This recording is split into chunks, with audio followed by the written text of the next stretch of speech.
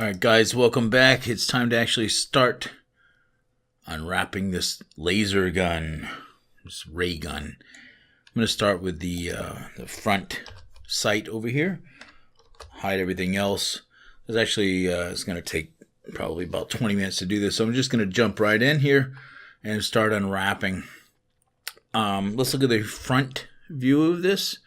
We're going to treat this like a cardboard box, so we're basically going to this is all going to fold out, and we're probably going to have edges here.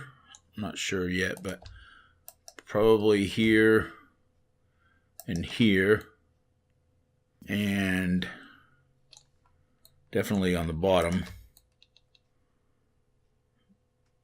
This looks like it doesn't go all the way around, but it should. So it needs to continue around this corner here. Something's stopping that from working. I'm not sure what it is. I'm sure it'll surface as we go. Let's find out what the problem is a little later. First, I want to just kind of do an unwrap and see how this is going to work. Yeah, that's a little frustrating. All right, so it goes. Let me look at the front again. So this is the front. So in other words, we're not going to need this because that's going to be a nice fold. That's going to fold over. It's going to fold over here. And it's going to fold over. Well, there's nothing to fold over to because there's no bottom. So it's going to be the front. This will basically be the top. And I think probably the back will fold over right here. It'll fold over to the back. And then it'll go to the right side. And the right side will look like this here, the shape. There'll be a seam here. And then it'll go to the left side. You'll see this shape. And there's a seam over there. So it's a little bit different than our cardboard box that we did before. The main difference is that the back folds over from the top. Okay. So let's just see what this looks like unwrapped. So I'm going to mark those as seams. And let's go over to our UV editing window and try unwrapping this.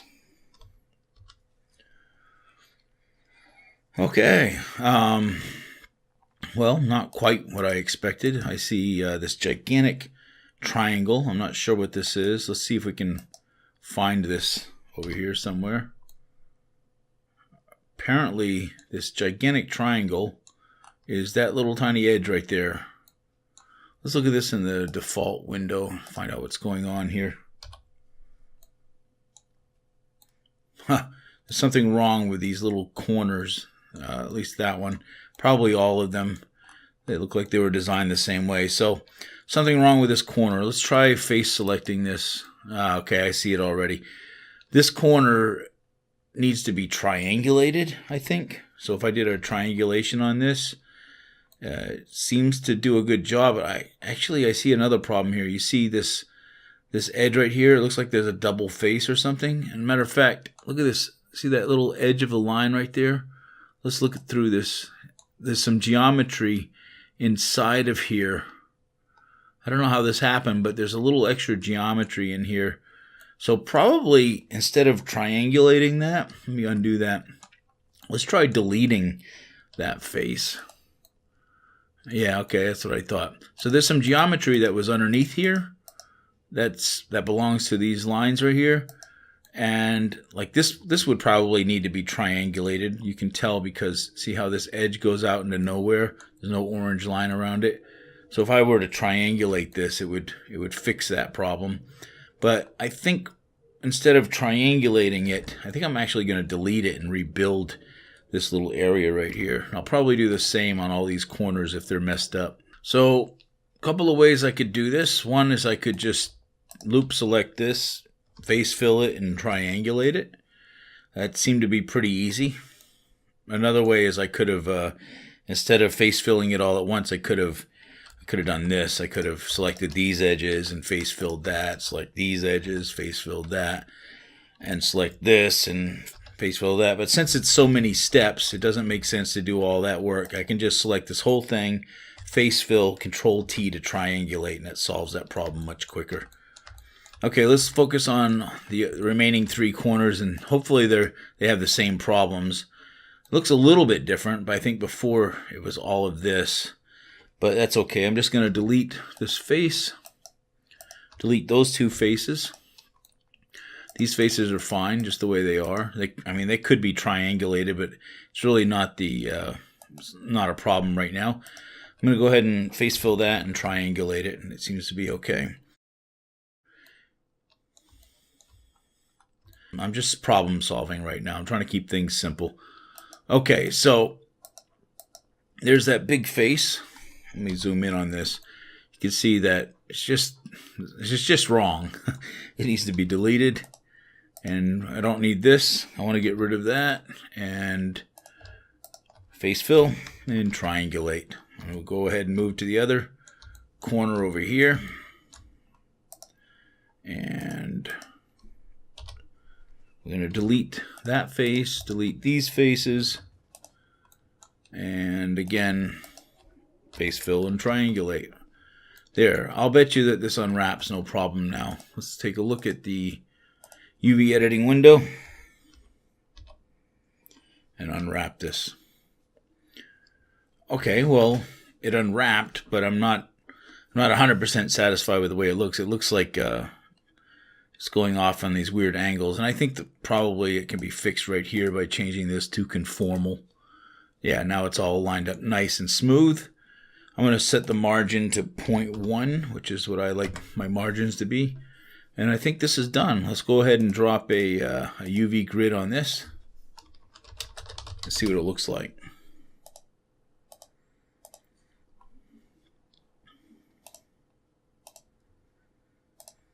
There we go. That looks nice and clean. Actually like that a lot. So a little bit of repair work in the corners here. Some very simple seams, and we're done with this.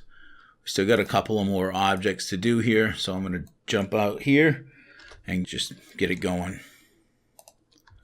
Okay, so this is the next object we want to focus on. So let's go ahead and zoom in, and we'll do the same exact thing. Go to the front view, and we're going to basically find some seams. I think it was these. Yeah, that makes sense. Here's a little closer look. It's the inside of the beveled edge, so that this is all going to roll out flat. If I did it from the outside, it wouldn't make a lot of sense. But this way, there's not going to be any beveling on the edges. There won't be any warping or anything like that. So that's what I recommend, is selecting the inside of the beveled edge on these right here. And again, it doesn't go all the way to the other side. And I'll bet you if I were to fix this first, and then there'll probably be a nice clean loop around there. So let's go ahead and fix these faces first rather than afterwards this time. So go ahead and delete these unwanted faces. You'll notice the geometry is exactly the same. I'm not surprised to see stuff like this. I didn't triangulate the same way. I don't know if I'm cool about that. Actually, I'm not happy with that. I want to try to get this to be exactly the same as the other shape. So I think it was more like this. It looks a bit more like the other one. All right, and just delete that face and that one. And hopefully this triangulates. No, these are going to be a little bit more work. Not bad. We're just going to have to face fill these all individually. Okay, that part's done. Now I'm going to zoom in. I'll bet you all four corners are wrong. Okay, so delete that face and these two faces. And I'm just going to assume that it's not going to triangulate well, so rather than trying it and then having to undo it, it's just quicker to do it this way. And delete faces.